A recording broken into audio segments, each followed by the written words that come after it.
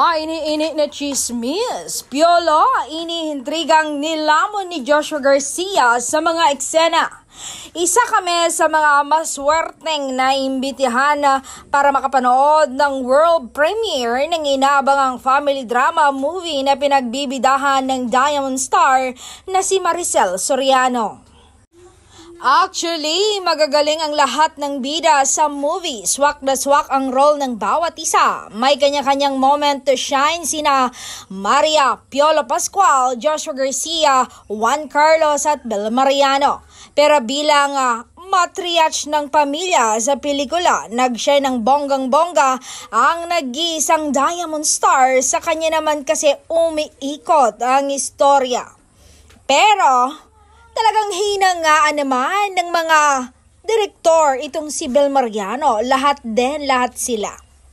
Komento nga ng mga katabi kong feeling movie critic sa Cinema 3 ng SM Mega Mall noong Martes, kuminang si Maria sa mga nakakatawang eksena niya kung saan siya super maingay at nagpaka-cry me a river naman sa mga tahimik at super touching niyang scenes.